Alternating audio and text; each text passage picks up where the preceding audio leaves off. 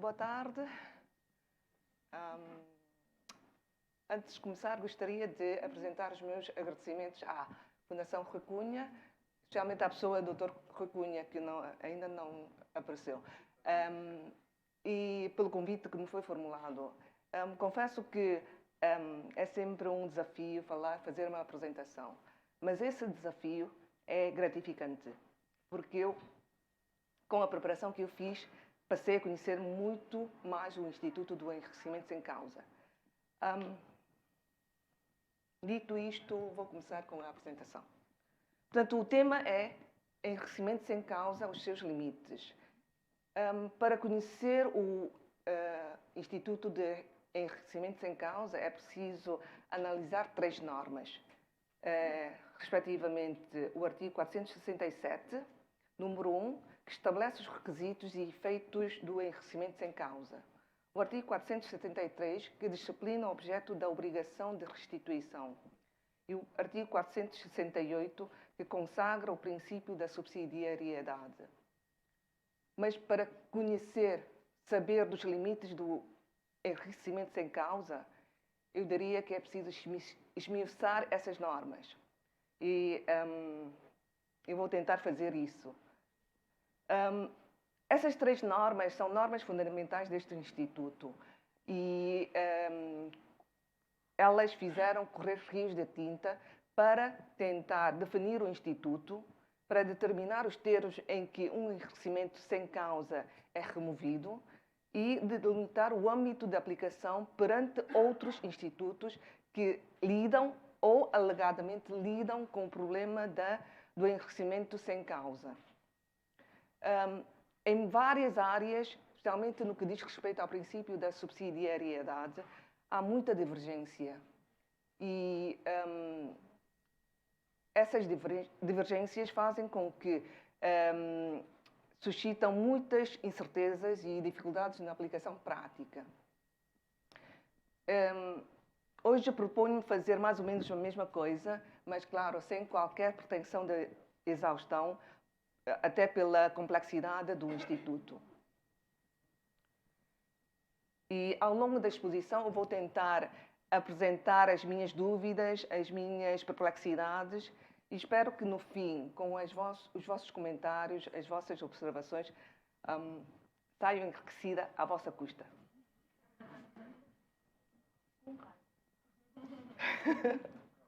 Bom, começando... O artigo 467 diz o seguinte: aquele que sem justa causa, enriquecer à custa de outrem, é obrigado a restituir aquilo com que injustamente se lhe completou. Essa norma vem nos indicar, como eu disse, os pressupostos e as consequências do enriquecimento sem causa. E os pressupostos são, respectivamente, como vocês podem ver, um enriquecimento que é sem causa e que é obtido à custa de outrem.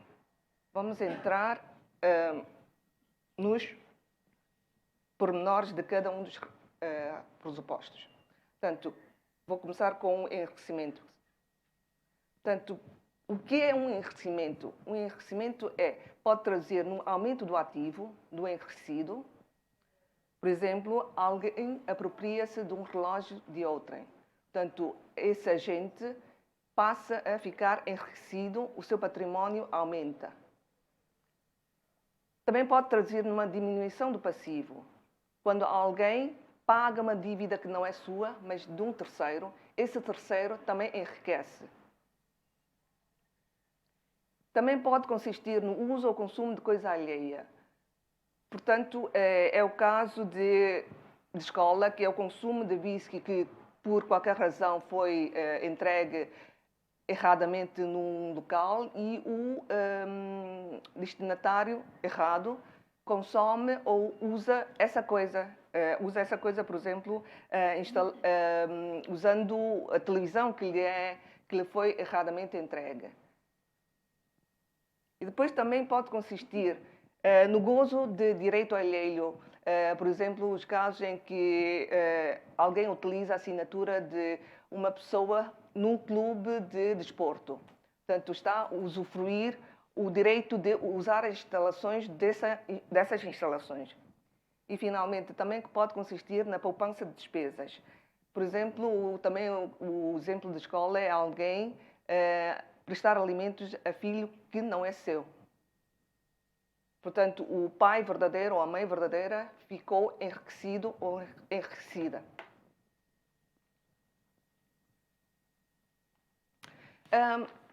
Detectado esse enriquecimento factual, o outro problema que se coloca é o da quantificação desse dano, ou desse enriquecimento, desculpa. O enriquecimento pode ser perspectivado enquanto um enriquecimento real, que olha apenas para a vantagem, para o valor objetivo ou abstrato do enriquecimento, portanto, não atende aos efeitos que esse enriquecimento tem no património do enriquecido. Enquanto a concepção patrimonial já olha para a vantagem patrimonial, o valor subjetivo concreto em termos de ficar o património mais rico. Portanto, no fundo, é olhar para a utilidade ou projeção patrimonial que o enriquecimento causou no património do enriquecido. E, no fundo, o critério é muito semelhante ao que nós utilizamos para apurar o dano em sede de responsabilidade civil. É atender à situação atual do enriquecido e imaginar qual a situação em que ele estaria se não tivesse ocorrido o facto que levou ao enriquecimento dele. Portanto, para a responsabilidade civil é exatamente o contrário, o contrário no sentido de olhar para o dano, olhar para a situação em que o lesado está e a situação em que ele estaria no caso de não ter sofrido o dano. Portanto, o que nós olhamos é a diferença entre uma e outra realidade para efeitos de apurar o enriquecimento patrimonial. Devo salientar que nesse apuramento nós temos que atender não só as entradas, em termos de vantagem, mas também as saídas. Imagine que alguém recebe um equipamento eletrónico em casa. Eventualmente tem que fazer algumas despesas para a sua instalação. Essas despesas também são contadas para efeitos de apuramento do enriquecimento patrimonial. Se calhar, fazendo uma breve exemplificação, vocês podem compreender melhor como é que pode haver essa diferença. Imagina o primeiro caso um caso de apropriação de coisa alheia. Imagina que o objeto é um relógio que vale 100 e se o enriquecido vende o relógio por 120, o dano real, não é o dano, o enriquecimento real é de 100, mas o enriquecimento patrimonial é já de 120. Portanto, nós podemos continuar com exemplos, mais um para facilitar o vosso acompanhamento mais à frente.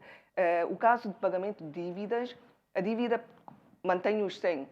Objetivamente, o enriquecimento é de 100. O devedor real ficou beneficiado em 100 em termos reais. Mas, se ele tiver que pagar a própria dívida, eventualmente ele consegue um desconto junto do credor. De 20, por exemplo, ele pagaria só 80. Portanto, aí o enriquecimento será apenas 80 e não 100. Portanto, conseguem imaginar a situação em que há uma diferença grande entre o enriquecimento real e o enriquecimento patrimonial. E, em termos de direito positivo, o que nós adotamos é o enriquecimento patrimonial atual, porque o artigo 473, número 2, e o artigo 474 estipula que a obrigação de restituir não pode exceder a medida de locupletamento à data em que o enriquecido é citado, em que ele toma conhecimento da falta da causa ou toma conhecimento da falta do efeito pretendido com a prestação.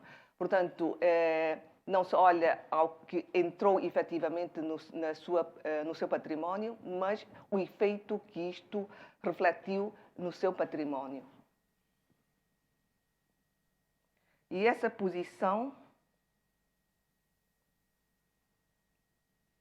é diferente da que é defendida por Menezes Leitão, que ele entende que no caso de enriquecimento por intervenção, mais à frente vou falar sobre isto, mas por agora são aquelas situações em que alguém intromete no património alheio. Ele entende que nessas situações, em princípio, há má-fé por parte do agente ao intrometer no património alheio. E, como tal, não deve deixar que ele faça a redução. Imagina que o enriquecimento real é 100, mas ele só enriqueceu em termos patrimoniais, como eu disse há pouco, 80. Mas ele entende que não deve fazer essa redução. E outro caso em que ele também não entende que, de uma maneira diferente, é relativamente aos casos de enriquecimento resultante de despesas efetuadas. Portanto, alguém faz umas obras em terreno alheio, pensando que era seu. E o valor dessas despesas tidas com as obras, seguindo o raciocínio património do enriquecimento patrimonial, imagina que o enriquecido ficou... As obras, afinal, valorizou o terreno em 80, quando custaram de 100. O Menezes Leitão entende que, nesses casos, só há lugar a enriquecimento se essa despesa estava dentro do plano do próprio enriquecido. Ele só é responsável se realmente tivesse essa intenção de fazer as obras e fazê-las de certo valor. Imagina que ele estava a pensar efetivamente fazer as mesmas obras, mas por 60. Nesse caso, ele entende que é de acordo com esse valor 60 que vai ser determinado o enriquecimento patrimonial. E agora vou falar sobre o segundo requisito, que é sem causa. Portanto, sem causa aqui, obviamente que não estamos a falar de sem causa no plano fático, estamos a falar de sem causa no plano jurídico. É que no plano dos factos há sempre algo que aconteceu para ocorrer um enriquecimento. Uma coisa não cai do céu, tem que haver algo a acontecer. E esse algo, segundo a sistematização de Menezes Leitão, pode ser um enriquecimento por prestação, que alguém faz uma prestação, e esta situação está prevista no artigo 462, número 2, que pode ser totalmente sem causa. É um caso que aconteceu com o meu marido há poucos dias, em que ele pretendia fazer um pagamento a um amigo por MPay, mas enganou-se no número de telefone da pessoa destinatária. E, em vez de dinheiro chegar ao amigo, chegou a uma outra pessoa. Portanto, é uma situação em que não há nenhuma causa por detrás dessa transação. Ele fez o pagamento por engano. Portanto, não há razão para o destinatário dessa quantia receber a quantia. Outras situações também previstas no artigo 472, número 2, é o caso em que havia causa, mas deixou de haver, entretanto. Eu dou o exemplo da situação do pagamento pelo cedente. Imagina, A deve 100 a B. Entretanto, antes de A pagar essa dívida, B cede o crédito a C. Portanto, a partir do momento em que há a cessão do crédito, o B deixa de ter causa para receber os tais 100 que A lhe devia. A deve passar a pagar ao C. Só que A não foi notificado dessa cessão e, não sabendo, paga a B. Portanto, há nessa situação um enriquecimento por prestação, mas que a causa que existia deixou de existir, entretanto. E outra situação também por prestação é, dou como exemplo a situação de direito de preferência. Imagina que A compra uma coisa a B e paga-lhe o preço. Entretanto, o C, que goza de direito de preferência, prefere. E, portanto, afasta o direito de A com a compra adquirir a propriedade da coisa. Portanto, o efeito de obter a coisa, que é o fim negocial dessa compra e venda, não se verificou. E, portanto, o pagamento feito por A e o recebimento que B teve foi sem causa. Passou a ser sem causa porque o efeito pretendido não se concretizou. E a situação de intervenção, enriquecimento por intervenção, são os casos que há pouco referi de intromissão na esfera jurídica alheia. Normalmente, esses casos geram responsabilidade civil e também pode gerar o fenómeno de gestão de negócios. Portanto, alguém intromete-se na esfera alheia por uma razão qualquer e isso gera obrigações. Portanto, a responsabilidade civil como a gestão de negócios são também fontes de obrigações como o enriquecimento sem causa. A terceira hipótese de enriquecimento referido por Menezes Leitão é o caso de enriquecimento resultante de despesas efetuadas por outrem. Portanto, o caso que há pouco referi, pessoas a fazer obras num terreno alheio, portanto, as despesas aí tidas pode refletir no património do enriquecido, fazendo com que ele passe a ter uma aquisição em termos de valor do terreno, por exemplo. E o pagamento de dívida da alheia também é um caso em que alguém faz uma despesa e reflete no património do enriquecido. Essas situações de pagamento alheio, de dívida alheia está prevista no artigo 471 e 472. E a última situação que o Menezes Leitão falou é um enriquecimento por desconsideração do património do alienante em caso de transmissão de bens para terceiros. Muito simplesmente os casos em que uma pessoa é obrigada a restituir alguma coisa, por exemplo, em virtude da invalidade no negócio jurídico. Declarado inválido no negócio jurídico, as partes são obrigadas a restituir a tudo aquilo que recebeu.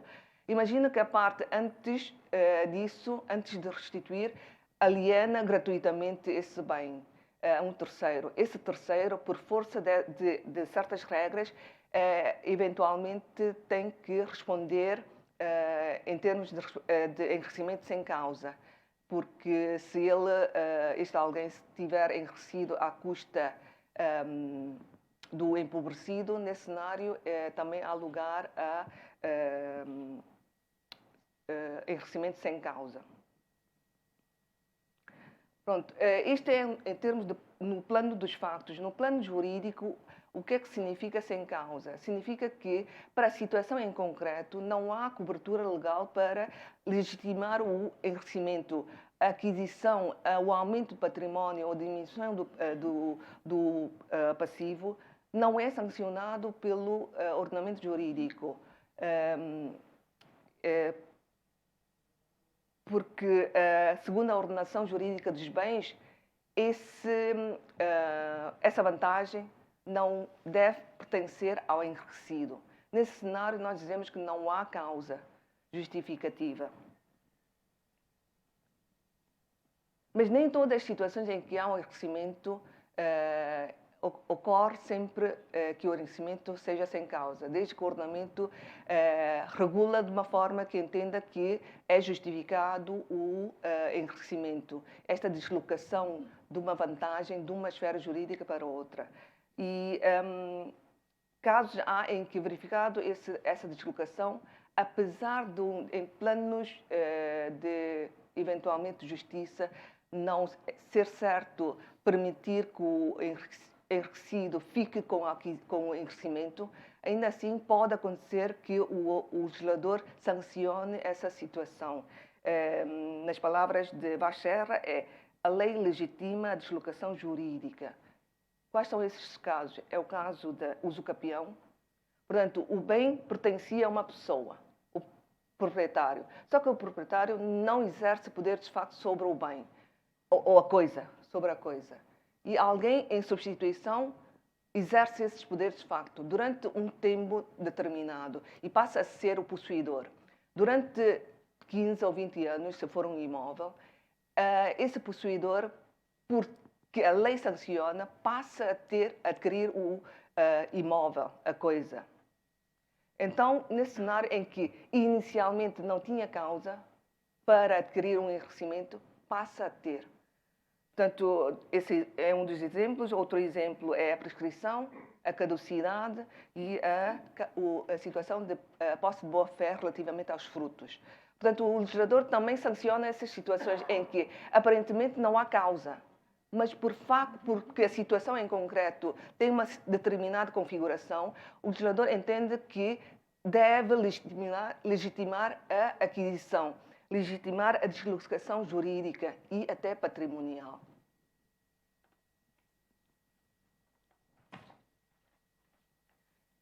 E agora vou passar a falar sobre o terceiro requisito, que é a custa de outrem. Portanto, o fenómeno de enriquecimento sem causa, no fundo, é uma situação de deslocação patrimonial, em que uma pessoa, por virtude dessa deslocação, fica enriquecida. E outra pessoa, reflexamente, fica empobrecida. Portanto, como vocês conseguem ver, há uma... Aqui do património ou esfera jurídica de A, empobrecido, passa uma vantagem, um bem ou qualquer vantagem para B. Portanto, nós consideramos que essa é uma situação de deslocação patrimonial. E para ver se realmente a deslocação foi feita à custa do tal empobrecido, nós temos que identificar o empobrecido. Como identificar? Ver se na ordenação jurídica dos bens, novamente, se a quem é que pertence esse bem. Portanto, há pouco estava a dizer que, segundo a ordenação jurídica dos bens, se devia pertencer ao enriquecido o bem. Agora estou a falar se na ordenação jurídica dos bens, o bem a quem é que pertence. E, encontrada essa pessoa, nós já podemos dizer que o enriquecimento foi feito à custa dessa pessoa, o tal empobrecido. Portanto, isso é uma relação coerente de uma deslocação, como nós entendemos que o enriquecimento sem causa é uma deslocação patrimonial de um património para outro, e daí que dizemos que é à custa do tal empobrecido. E uma coisa que eu quero realçar aqui já, porque é uma noção muito importante para o enriquecimento sem causa, que é a correspondência entre o enriquecimento e o empobrecimento e o dano. Portanto, havendo um enriquecimento, há sempre um dano. E em virtude desse dano é que alguém fica enriquecido. Portanto, ficam com essa ideia, eu vou voltar a ela daqui a pouco. Portanto, novamente, o problema do empobrecimento, porque houve um enriquecimento à custa do empobrecido, nós temos que fazer a quantificação desse empobrecimento. Novamente, pode ser uma concepção real, que olha para a desvantagem real ou o valor objetivo dessa desvantagem, e sem olhar para os efeitos, os reflexos que essa desvantagem teve no património do empobrecido. E uma concepção patrimonial que olha para a desvantagem patrimonial e, portanto, olhar para o efeito que essa deslocação teve no património do empobrecido. Portanto, muito rapidamente, servindo também aos exemplos que há pouco referi, por exemplo, o caso do relógio apropriado, o valor do dano ou do empobrecimento real é 100, mas imagina que o empobrecido tinha planeado vender o relógio porque queria desfazê-lo, aceitando vendê-lo mais barato, por 80. Portanto, o dano real é de 100, mas o empobrecimento patrimonial é apenas de 80. No caso de dívidas pagas por um terceiro, o empobrecido que pagou essa dívida, nominalmente, em termos reais, é 100. Mas ele podia ter...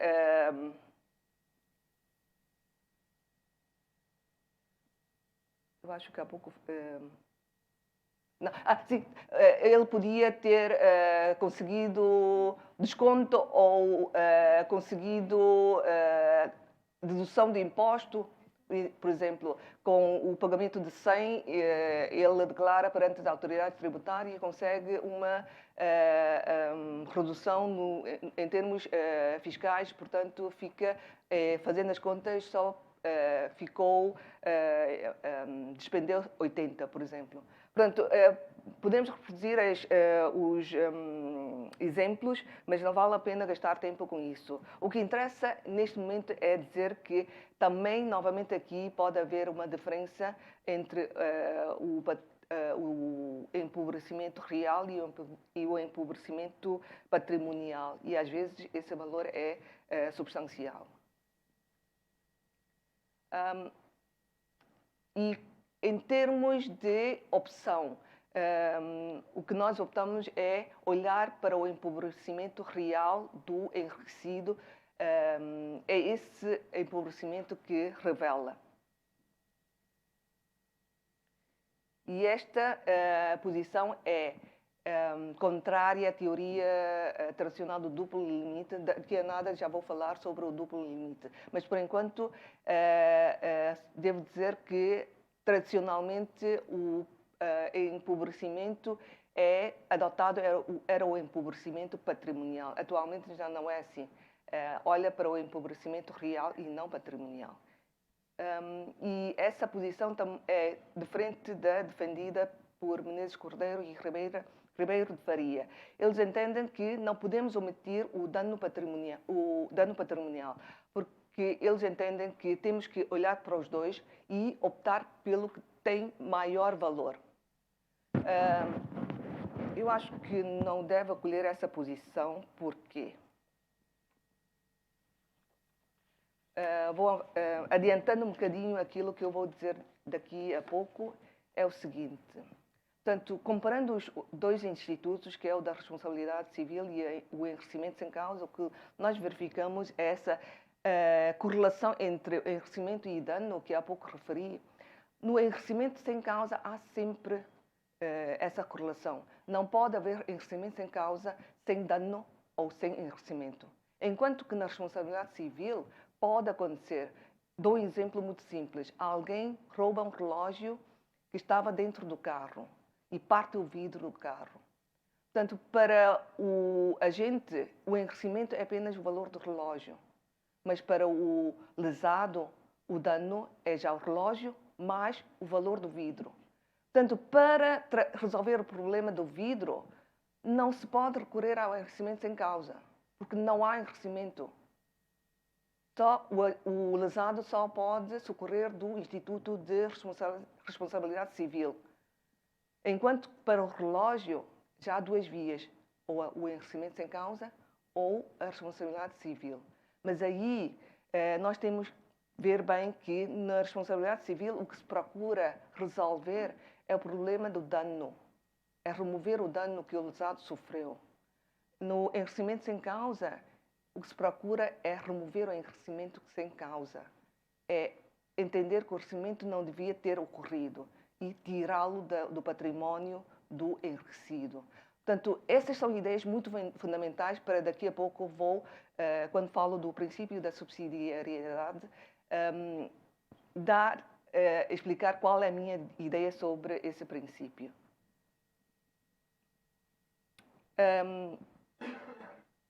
E voltando àquilo que disse há pouco, de que não concordo com a posição de Menezes Cordeiro e do Ribeiro de Faria, porque, apesar de, no caso do relógio,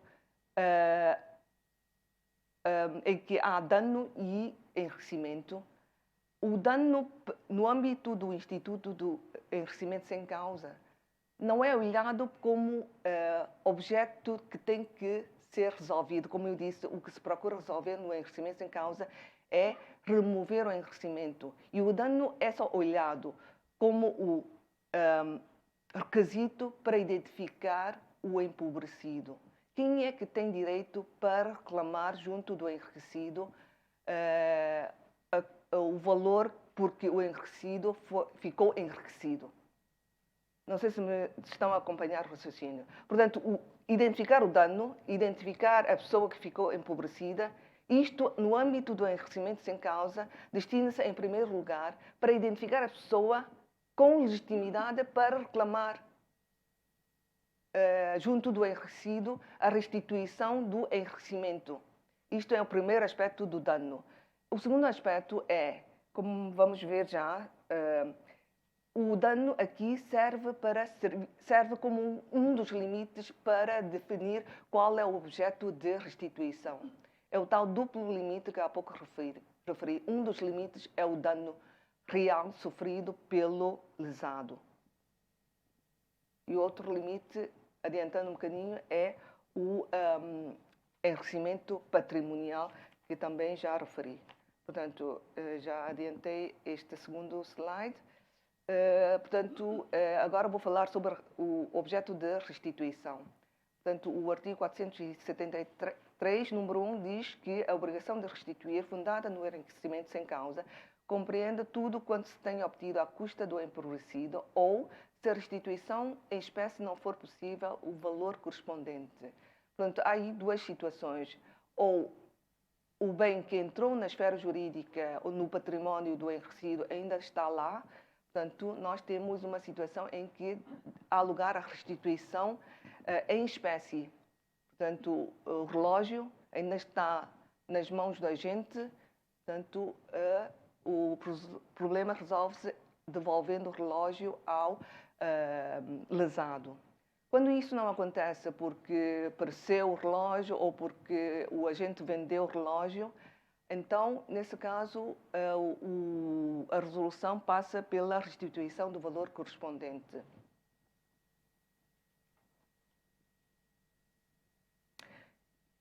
Se for esse o caso, então como é que nós apuramos o valor dessa restituição? Portanto, é a tal teoria do duplo limite, um dos quais é o enriquecimento patrimonial, que falei há pouco, e outro é o dano ou empobrecimento real. E desses dois limites, adota-se o que tiver menor valor. Portanto, talvez exemplificando, podemos perceber melhor.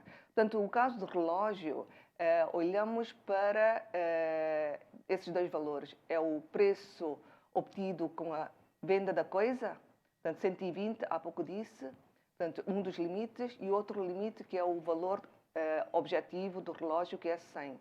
Portanto, a restituição será no valor de 100, porque adopta-se o valor mais baixo. No caso de pagamento de dívidas por terceiro, olhamos para o enriquecimento. Há pouco disse que o enriquecimento patrimonial era de 80, porque o enriquecido teria conseguido um desconto junto do credor, e o valor da dívida concreta é de 100. Portanto, dos dois valores, 80 e 100, o valor da restituição é de 80. E daí por adiante.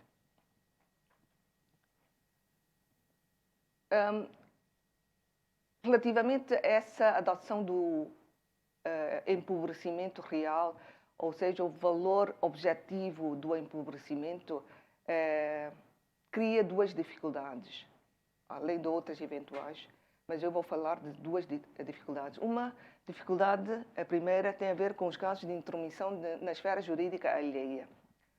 Portanto, os casos de ocupação da casa alheia, a publicação da obra alheia ou extração da areia em terreno alheio. Portanto, alguém intromete no património alheio e enriquece. E um dos limites é o valor objetivo desse bem. O valor da ocupação durante aquele período de tempo será a renda porque teria que pagar, e a publicação será o valor dos direitos de autor que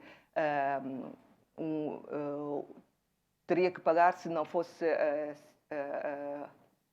a intromissão, ou o valor da areia. Esse é o valor objetivo que nós dizemos que serve como um dos limites. Mas pode ocorrer casos em que o titular desses bens, a quem foi retirado essas vantagens, nunca teve a intenção de ocupar a casa, nunca teve a intenção de arrendar a casa, ou que nunca pensou em publicar essa obra, portanto, nunca pensou em receber algo em troca dessa publicação, ou que a areia renova-se. É um caso julgado em Portugal pelo Supremo Tribunal de Justiça, em que alguém retira a areia de um leito dentro no terreno do lesado.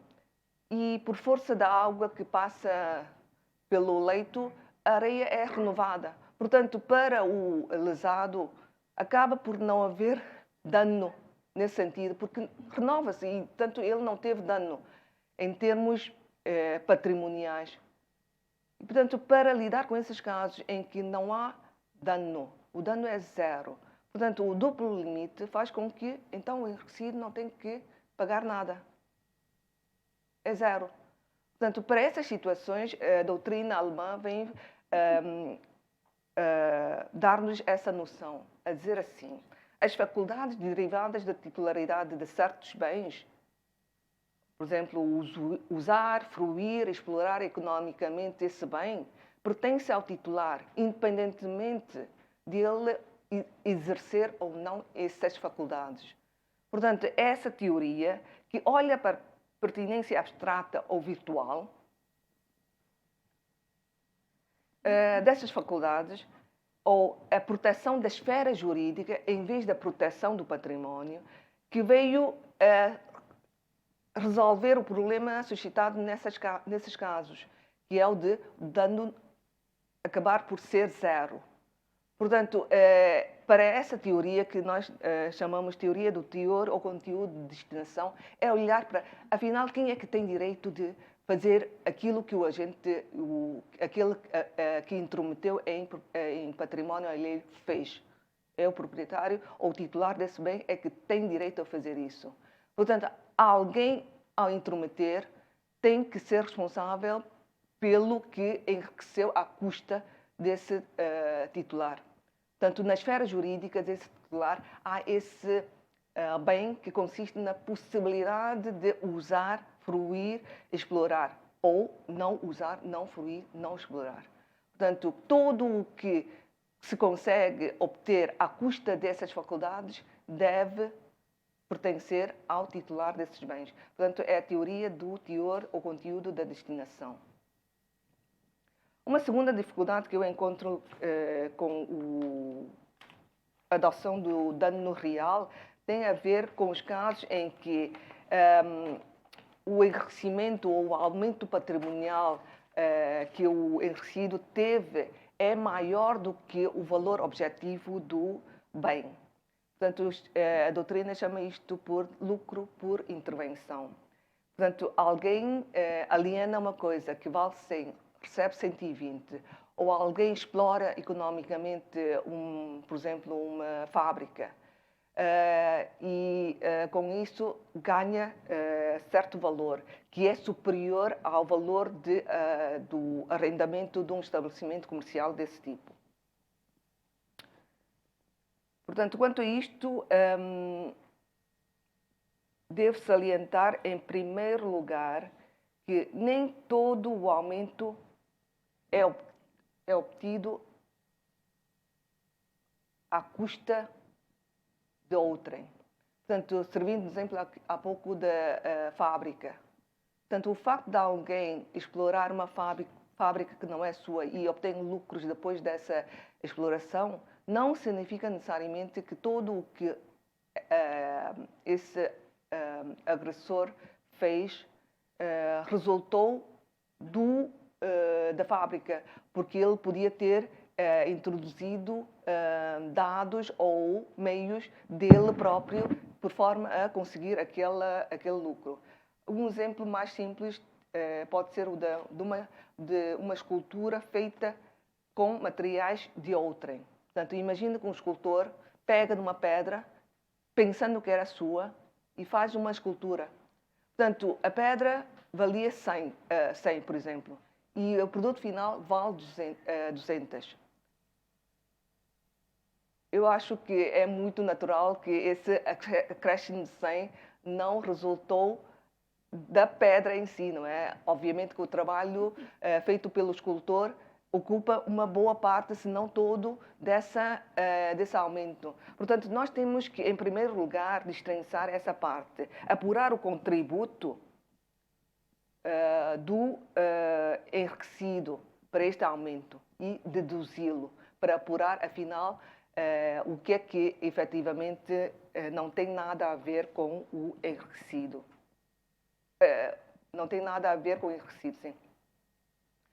E se o remanescente valor, assim apurado, ainda assim é superior ao valor do bem, então a solução que Antunes Varela, Almeida Costa e Rui Alarcão propõem é ignorar o valor objetivo, adoptar o valor do aumento patrimonial, ou seja, todo o provento resultando dessa intromissão em coisa alheia ou em bens alheios é tido em conta para servir de um dos limites para determinar o objeto de restituição.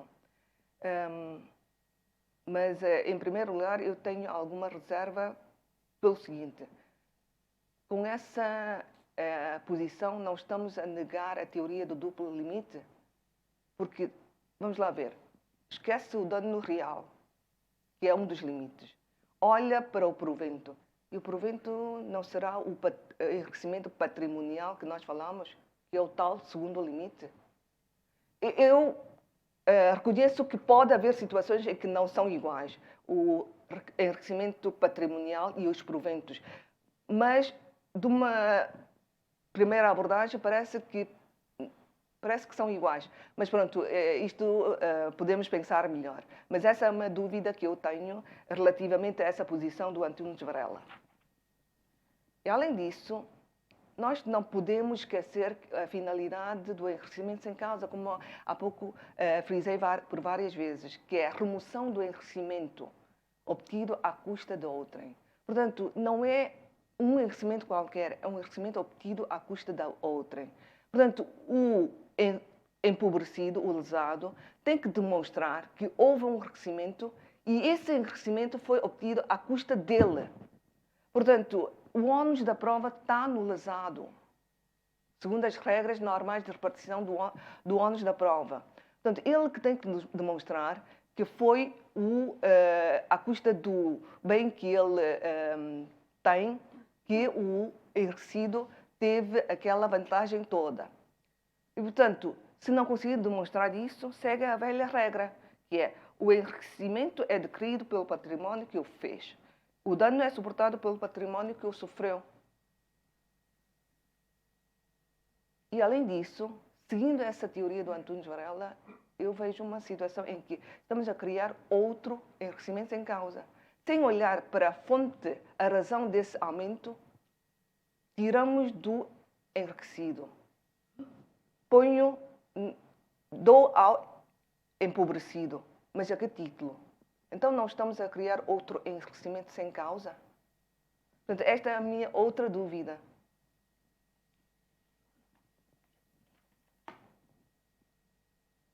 Mas há um argumento muito forte para a posição do Antunes Varela.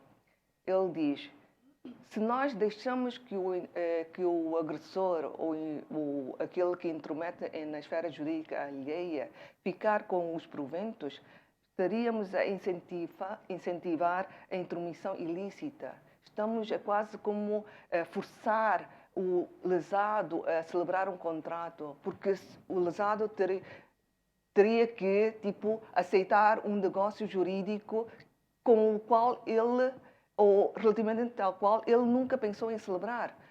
Lembram-se dos casos que eu há pouco apresentei, o caso do autor que nunca quis publicar sua obra.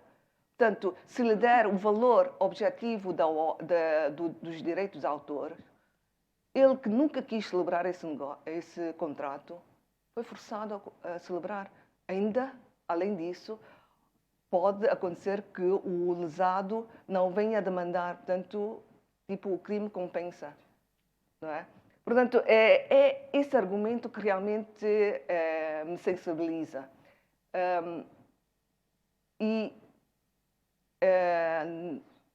Quando dos trabalhos preparatórios do Código Civil de 1966, Vachera propôs o seguinte, é a introdução de um instituto chamado Gestão Imprópria de Negócios. Portanto, são os casos em que alguém, sabendo que os bens são alheios, age conscientemente no seu exclusivo interesse, com a intenção de gerir o seu próprio negócio e não o de outrem, e de fazer seus todos os lucros que da gestão provenha. Portanto, eles propõem a introdução desse instituto e o regime será o de obrigar o gestor a devolver todo o proveito que obteve com a gestão ao dono do negócio, além da responsabilidade civil e eventual responsabilidade resultante do enriquecimento sem causa. Mas essa proposta não foi adotada, tanto que não há nenhuma norma que prevê esse instituto. E Pereira Coelho tem uma posição quanto a isso, e então Antunes Varela e Menezes Leitão têm outra posição, mas por causa do tempo não vou falar sobre isso porque já estou bastante atrasada. Pronto, e dito isto, vamos entrar no princípio da subsidiariedade.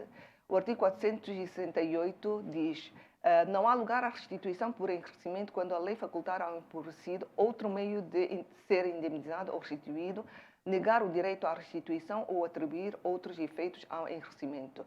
Portanto, são 3 casos em que o lesado não pode recorrer ao enriquecimento sem causa para ver resolvido o seu problema. O primeiro é quando há outro meio legal para o efeito, quando a lei nega o direito à restituição ou quando a lei atribui outros efeitos ao enriquecimento. Os 2 últimos são mais fáceis e, portanto, eu vou muito rapidamente falar sobre eles. O primeiro, quando a lei afasta o direito à restituição, portanto, dou como exemplo as benfeitorias voluptuárias feitas pelo possuidor de má-fé, portanto, ele não tem direito nem sequer de levantar essas benfeitorias, muito menos de ser indemnizado ou receber o valor que despendeu com essas obras. E o outro caso é alimentos fixados provisoriamente pelo tribunal. Portanto, se o réu, no âmbito desse processo, foi ordenado a prestar provisoriamente alimentos e vier a dar-se a situação em que se considera ele como não obrigado a prestar nenhum alimentos ao autor, nesses cenários, apesar disso, a lei diz que não há restituição desses alimentos prestados provisoriamente. E outra segunda situação em que não se pode recorrer ao enriquecimento sem causa é a atribuição de outros efeitos. Dou como exemplo a especificação feita de boa-fé.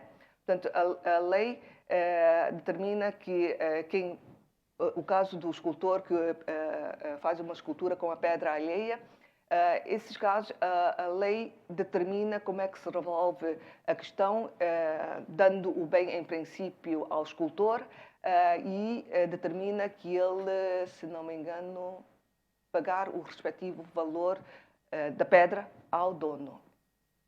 É assim, mais ou menos, não consigo agora reproduzir, mas, portanto, não permite que a pessoa vá a socorrer do Instituto de Enriquecimento sem causa para ver resolvido o problema. Outra situação é a cessão industrial imobiliária de boa-fé. Portanto, isso o legislador resolve no caso de o bem ficar para o dono do terreno. O dono do terreno, se não me engano, só paga...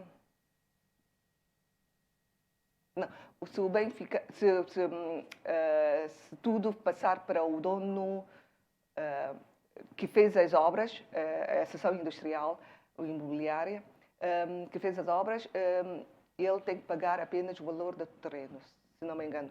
Mas pronto, não há enriquecimento sem causa a ser utilizado para resolver o problema da deslocação patrimonial. A terceira situação é a situação em que há outro meio para ser indemnizado ou restituído o enriquecimento. Essa é uma situação em que causa muita confusão nas cabeças. Uma delas é a minha. Eu tentei ver racionalidade nesse princípio. Eu procurei analisar assim, ver a lógica desse princípio. Portanto, o que eu acho que está em causa é quando a lei prevê dois meios de resolução do mesmo problema e ambos providenciam uma tutela ao empobrecido. Apesar de uma forma diferente, elas podem ser utilizadas igualmente para o caso. Portanto, estamos numa situação de concorrência de normas, ou concorrência de regimes, ou concorrência de pretensões. Portanto, uma via dá para resolver o problema, outra via também dá. Portanto, há uma relação de concurso. E, perante essa situação de concurso, o legislador faz uma hierarquização, dando prevalência ao regime que está melhor talhado para resolver o problema. Portanto, põe aquele que tem melhores condições para resolver, ou resolve de uma melhor maneira, em lugar de prevalência. O outro fica no lugar subordinado. Portanto, é uma relação de consunção. O que está numa hierarquia mais alta consome aquele que está numa hierarquia mais baixa. Portanto, essa ideia de concurso de pretensões ou de regimes e relação de construção é de Menezes Leitão. Portanto, ele é que diz que temos que olhar para isso para ver. Só há possibilidade de invocar o princípio da subsidiariedade quando há concurso, por um lado, e, por outro lado, a lei estabelece uma hierarquização. Diz que, nesse caso, tu tens que recorrer a esse meio e não podes recorrer a outro. Portanto, e o exemplo mais comumente utilizado para dizer que há essa hierarquização é a situação de responsabilidade civil contra o enriquecimento sem causa. Portanto, o exemplo do relógio. Portanto, apesar de ambos os meios conseguir resolver o problema do lesado de ter ficado sem o relógio, o certo é que diz que a responsabilidade civil está numa situação de prevalência. Portanto, está hierarquicamente a nível superior, portanto, o lesado só pode socorrer ao enriquecimento, à responsabilidade civil. E invocam até o artigo 491, número 4, que diz que, prescrita a ação de enriquecimento sem causa, o lesado então pode recorrer ao enriquecimento sem causa. Portanto, por aí diz que cá há uma relação de subordinação ou relação de consunção. Vamos tentar ver se realmente é assim. Parece-me que não. Voltando àquele caso de furto de relógio dentro do carro. Portanto, o que temos aqui é assim. Há pouco, quando apresentei esse quadro, já disse que no enriquecimento sem causa há sempre uma interligação entre o enriquecimento e o dano. E da responsabilidade civil, nem sempre. Portanto, o caso do relógio roubado dentro do carro, nós podemos dizer que para o relógio, o interessado pode recorrer tanto ao enriquecimento sem causa como à responsabilidade civil. Mas para o dano vidro, já não pode recorrer ao enriquecimento sem causa porque aí só há dano e não há enriquecimento, não é? Portanto,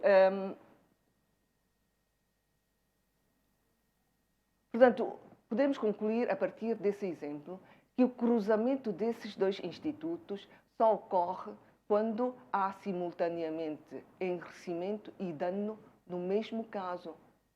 Se no caso houver apenas dano e não enriquecimento, o enriquecimento sem causa não intervém, não há cruzamento. Portanto, aí nunca se pode colocar o problema de concurso de regimes. Porque, a priori, fica afastado o regime de enriquecimento sem causa, porque não há enriquecimento.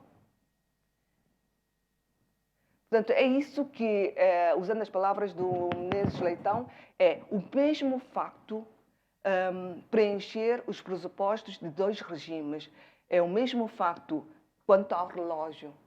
O relógio que foi retirado do dono, tanto este mesmo facto preenche tanto os pressupostos do enriquecimento sem causa, como os pressupostos da responsabilidade civil. Já o vidro, não. Portanto, aí pode haver concurso. Portanto, ou seja, o pressuposto é haver cruzamento de dois regimes. Então, nós temos que... Aí, então, podemos ver se um regime exclui o outro, por força da tal hierarquização. Portanto, por isso, vamos agora concentrar nessa parte em que os dois regimes concorrem.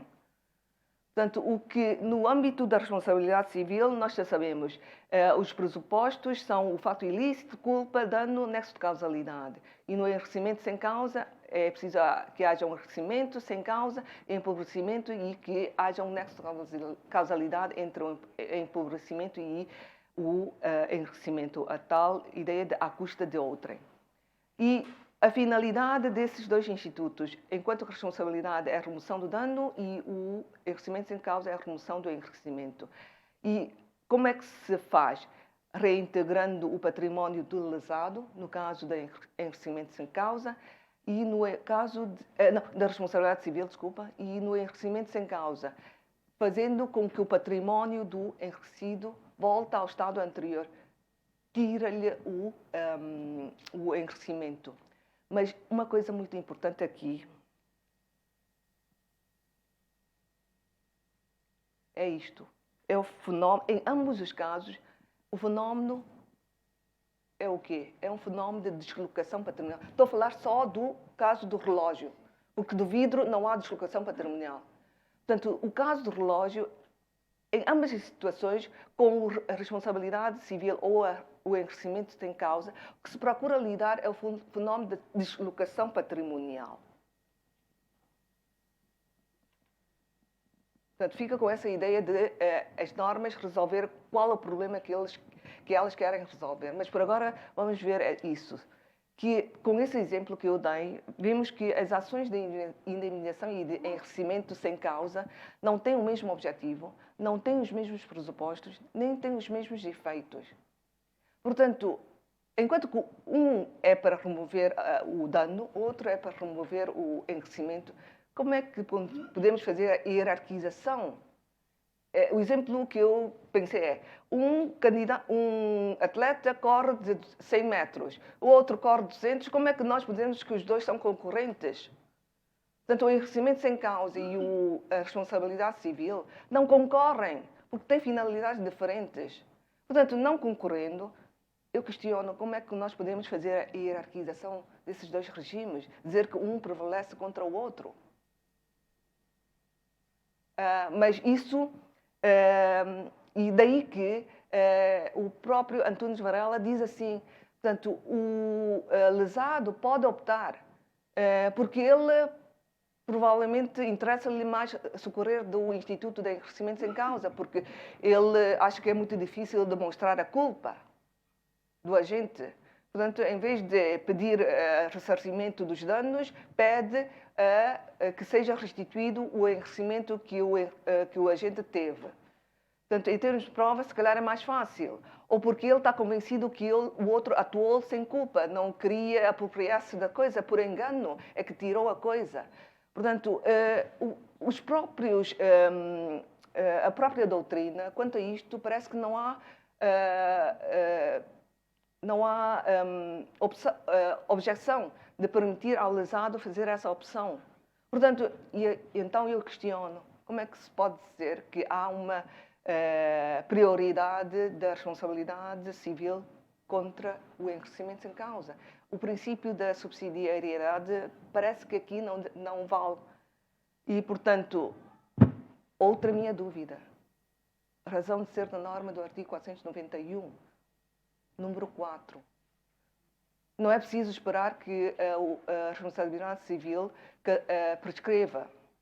Pode ir diretamente ao enriquecimento sem causa para resolver o problema do lesado. Eu não vou falar sobre isso porque as duas ações podem articular-se, mas vou avançar com outros aspectos. Portanto, há pouco servi do exemplo da ação de a responsabilidade civil a confrontar com enriquecimentos em causa.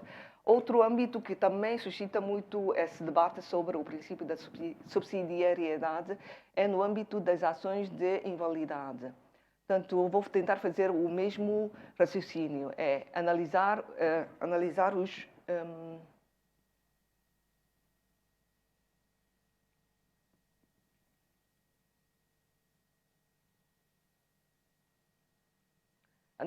os pressupostos, as finalidades das duas ações. Portanto, a ação de invalidade nós temos, em termos de pressupostos,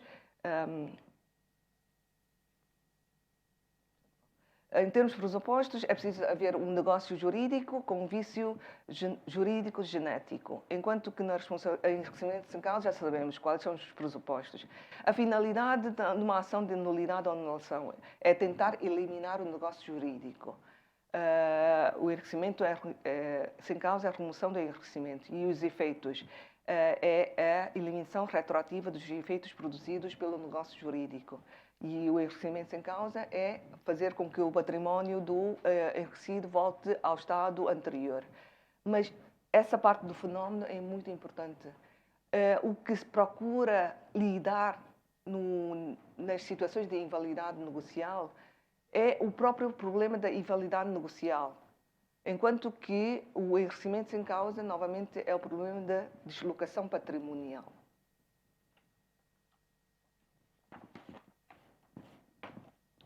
Portanto, novamente, aqui também as ações não têm o mesmo objetivo, os mesmos pressupostos, nem os mesmos efeitos.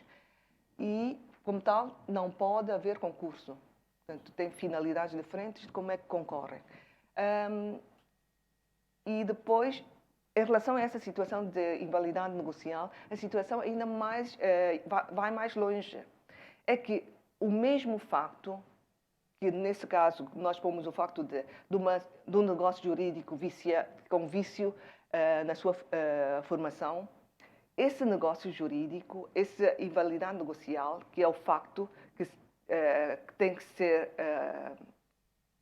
resolvido, esse mesmo facto não preenche os pressupostos do enriquecimento sem causa, apenas preenche os pressupostos da ação de anulação ou nulidade.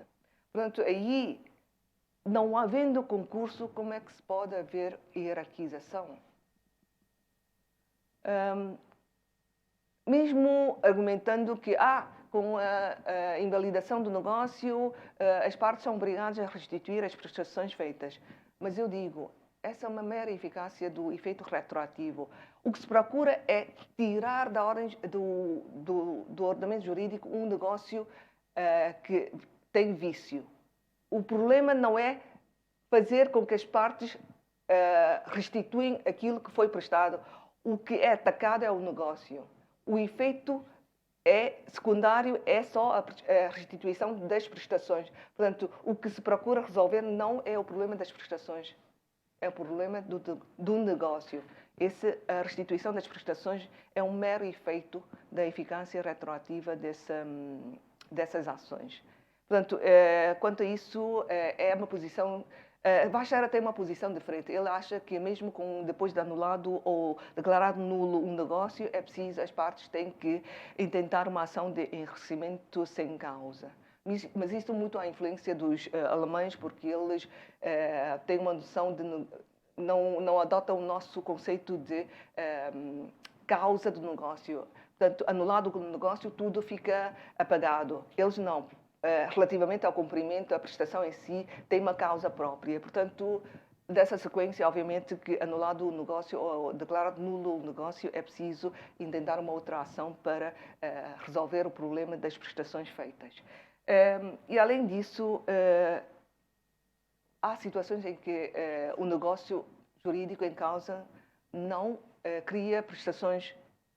Portanto, nesse caso, nem sequer está em causa a restituição das prestações feitas. E uma questão que eu levanto agora também, uma dúvida. Será que podemos dizer que nos casos de negócios jurídicos há enriquecimento sem causa? A venda uma coisa B, recebe o preço. e, em contrapartida, entrega a coisa. Há um sinal-alarme, não é?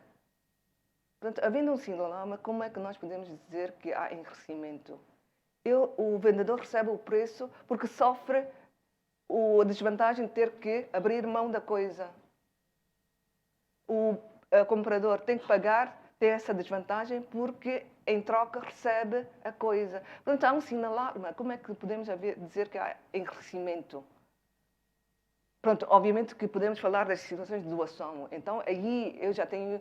a ideia pode ser outra. Mas no comum das situações, o negócio jurídico é o resultado de uma prestação e contraprestação. Portanto, normalmente não há enriquecimento propriamente dito de nenhuma das partes.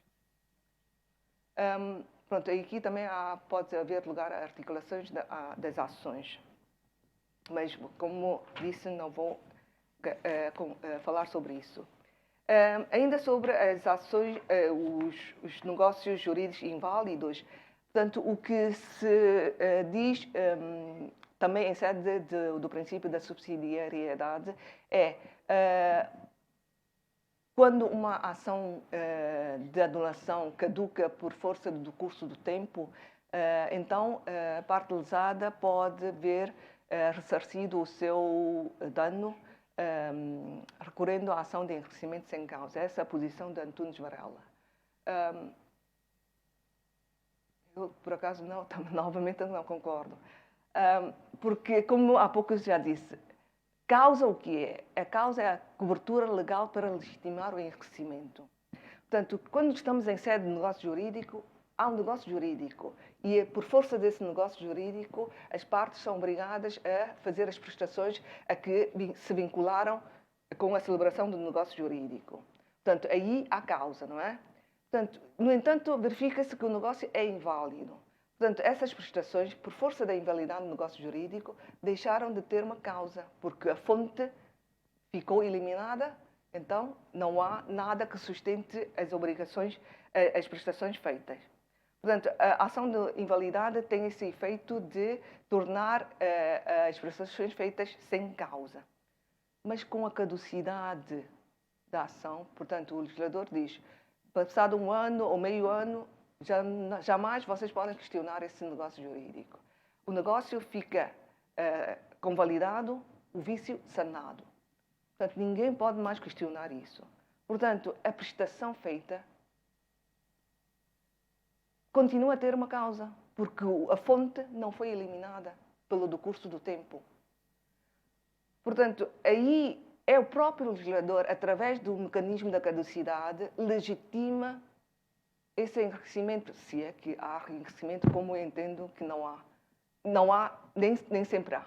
Portanto, mesmo que entendemos que há enriquecimento, o legislador diz que não há problema, porque passou-se muito tempo, o interessado não se interessou em tentar a ação, agora não se pode mais queixar-se. E, portanto, as coisas ficam como estão. Portanto, de sem causa passou a ter causa. Portanto, há pouco já falei sobre isso, é a tal legitimação da deslocação jurídica e patrimonial que o Vaz Serra defendeu.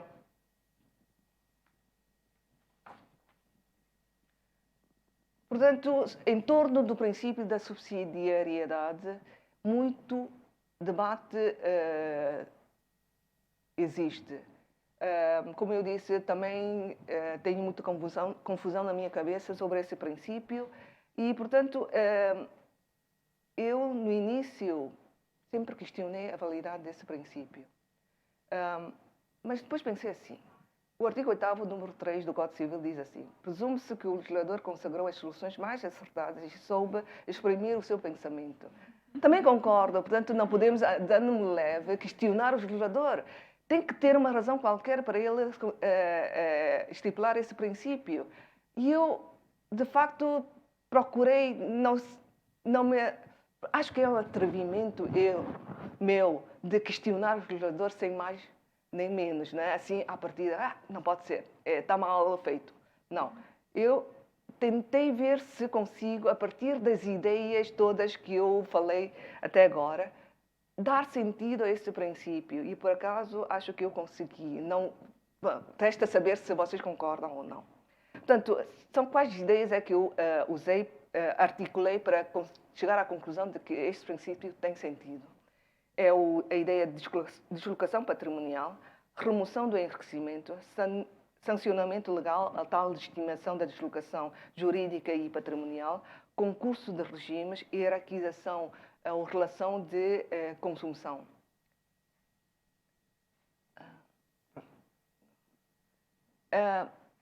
Pronto, elaborei esse quadro para ver se passa a prova do fogo. Portanto, no caso de invalidade, o que nós temos, tudo em comparação com o enriquecimento sem causa. Portanto, no caso de invalidade, como há pouco disse, não é possível haver concurso de regimes, porque estamos a falar de duas ações com finalidades tão diferentes, pressupostos tão diferentes, que não é possível haver concurso e, como tal, nunca pode haver lugar à hierarquização. E no caso de reivindicação, que também é uma área que foi debruçada pela doutrina, uma ação de reivindicação com enriquecimento sem causa. Portanto, aí eu acho que pode haver concurso. Por exemplo, no caso do relógio, será que o lesado pode, em vez de intentar uma ação de responsabilidade civil ou de enriquecimento sem causa, vai diretamente à ação de reivindicação quando o relógio ainda está nas mãos do agente? Será que pode? E eu, em abstrato, parece-me que pode. No entanto, portanto, há concurso. Mas, no caso de reivindicação, o que é que procura resolver uma ação de reivindicação? Não, uma ação de reivindicação tem natureza real. Portanto, é uma pretensão real. Alguém, como titular de um direito real, reclama a sua qualidade perante alguém que não tem essa qualidade. Portanto, a pretensão é real. E o enriquecimento sem causa é uma pretensão obrigacional. Portanto, é uma obrigação para com essa pessoa. Portanto, não há efeito, não há aquela possibilidade de sequela, reivindicação ou outra realidade dos direitos reais, já não me estou a recordar. Sequela e qualquer coisa. Como? Se calhar já não me recordo. Tanto tempo que não falo disto. Pronto, de qualquer maneira, como o que se procura resolver na ação de reivindicação não é o problema de deslocação patrimonial, portanto, também acho que aí não há concurso possível. Não há concurso nesse sentido, não há exclusão possível. Portanto, o lesado pode ir para a ação de reivindicação ou para a ação de enriquecimento sem causa. Essa é a posição, se não me engano, de Menezes Leitão. Mas parece-me que o Vacher não entende assim, mas eu não percebi muito bem a lógica dele, porque ele diz que nessas situações não há enriquecimento por parte da pessoa que está com coisa. Não consigo explicar, portanto, se calhar alguém consiga esclarecer-me essa dúvida. E quanto à responsabilidade civil, há pouco disse que podia haver concurso, porque eles ambos resolvem o problema de deslocação patrimonial. E o fim, se é para remover um enriquecimento, não. E, portanto, não pode haver hierarquização. Portanto, o fim é diferente. Não sei se me estou a fazer entender. E outra situação é a gestão de negócios. Portanto, também há concurso de normas, porque tanto um como o outro permite resolver um problema de deslocação patrimonial.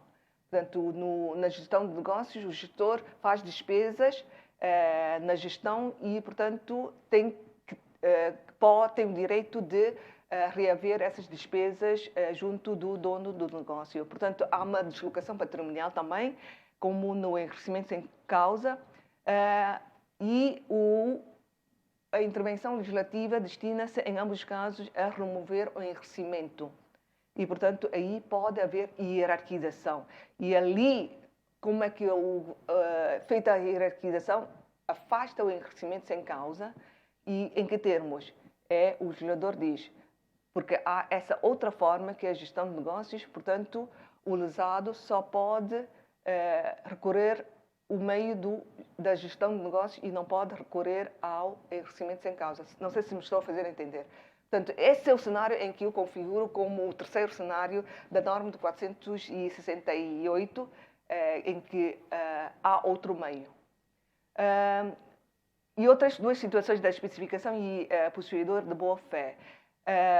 Nessas duas situações também há um problema de concurso de normas, porque em ambos os casos a especificação e o problema do possuidor de boa-fé também está em causa deslocação patrimonial. A especificação é aquele caso do escultor, portanto, há uma deslocação patrimonial. Se o bem fica para o escultor, então o dono da pedra, a pedra deslocou da esfera jurídica do dono para o escultor. Portanto, a especificação resolve esse problema da deslocação patrimonial. E o do possuidor de boa-fé são os frutos que estão em causa. Portanto, os frutos pertencem ao coisa-mãe. Portanto, quem é o titular da coisa-mãe tem direito aos frutos, mas havendo um possuidor de boa-fé, então o possuidor de boa-fé que não é o titular da coisa-mãe, ainda assim a lei diz que essa pessoa pode ficar com os frutos. Portanto, também resolve um problema de deslocação patrimonial. E ambos resolvem, a especificação e o possuidor de boa-fé resolvem através da remoção do enriquecimento. Dizer como é que resolve esse problema do enriquecimento. E, portanto, também aí se pode estabelecer uma hierarquização. E o legislador estabeleceu desses termos para a especificação, são as regras da especificação, que é devolver o valor da coisa, se o escultor ficar com o bem. E no caso do possuidor de boa-fé, o legislador exclui a possibilidade de restituição, porque o possuidor de boa-fé fica com os frutos e não tem o dever nenhum de restituir nem a coisa, os frutos, nem o valor dos frutos. Portanto, é a situação em que o legislador nega a possibilidade de recorrer ao enriquecimento sem causa para ver resolvido o problema da deslocação patrimonial. Portanto, concluindo, o que é que eu, no fundo, quero dizer com este quadro? Temos que olhar para os dois regimes para ver o que é que os regimes procuram resolver. O enriquecimento sem causa procura resolver o problema de deslocação patrimonial. E o outro instituto, se tem também esse desafio de resolver o problema de deslocação patrimonial. Se sim, então podemos avançar para dizer, então, para resolver o problema da deslocação patrimonial. Como? Removendo o enriquecimento? Então há concurso. Não. Através da remoção do dano, como na responsabilidade civil. Então não há concurso. Portanto, são esses passos que eu sigo. Primeiro, ver os dois regimes, se ambos resolvem o problema da deslocação patrimonial. Se sim, como? Como é que resolve? Removendo o enriquecimento? Ambos? Então, há a possibilidade de concurso. Então, vamos ver como é que se resolve. Um prevalece sobre o outro ou não? Se um é para remover o enriquecimento, o outro para remover o dano, como o caso da responsabilidade civil, então não se pode estabelecer nenhuma hierarquização, porque estamos a falar de institutos com finalidades diferentes, propósitos diferentes. Portanto, é por aí que eu acho que consigo dar mais ou menos algum sentido ao princípio da subsidiariedade e defini-lo nesses termos. Obviamente que é preciso passar pela prova do fogo, ainda não tive tempo para pensar nisso, havemos de ter ocasião para isso. Com isto termino a minha apresentação. Muito obrigada pela atenção e o tempo já é longo. Obrigada.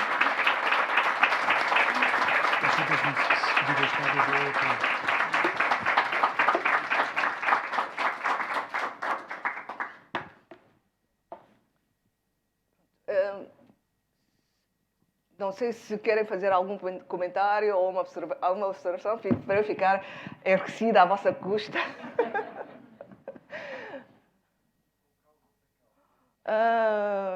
Depende daquilo que vocês acharem, não é? Se acharem isto totalmente inútil, obviamente é sem causa.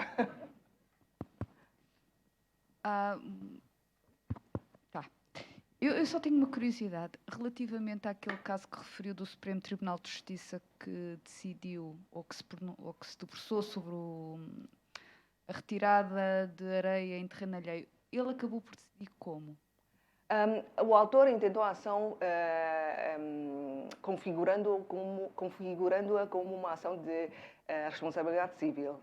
Alega que sofreu um dano em virtude de uma agressão feita pelo réu, pelos réus, já não me recordo bem, e que essa agressão é ilícita porque não tinha fundamento quer contratual, quer legal para fazer essa extração da areia. E o tribunal entendeu que, por força dessa renovação natural, por força da corrente de água, não havia dano. Portanto, por aí a ação foi julgada improcedente. Mas o tribunal... Uma ação de responsabilidade civil, não é? Sim, mas o tribunal, no fim, disse que podia ser um caso de enriquecimento sem causa. Acho que é assim. E o Vaz Serra comentou esse acórdão dizendo que é possível o enriquecimento sem causa, apesar da renovação que aparentemente não causa nenhum prejuízo concreto ao dono do terreno. Portanto, foi assim o acórdão. Obrigada. Nada. Pronto. E, portanto, sendo assim, acho que vocês pronto, espero que tenham conseguido perceber, porque realmente as ideias, especialmente a parte final, são relativamente interligadas para eu conseguir fazer-me entender. Se calhar eu não consegui transmitir bem as ideias que eu tenho na cabeça, porque confesso que foi uma coisa de há 2 ou 3 dias, porque eu, à medida que foi preparando, foram aparecendo novas ideias e eu articulando. Pronto, cheguei a esse estado. Se calhar amanhã tenho mais ideias a pôr em causa tudo aquilo que eu disse. Mas seja como for, foi um desafio gratificante, como eu disse logo no início. Valeu a pena. E estou duplamente agradecida pelo convite da Fundação. Pronto, então, ficamos assim.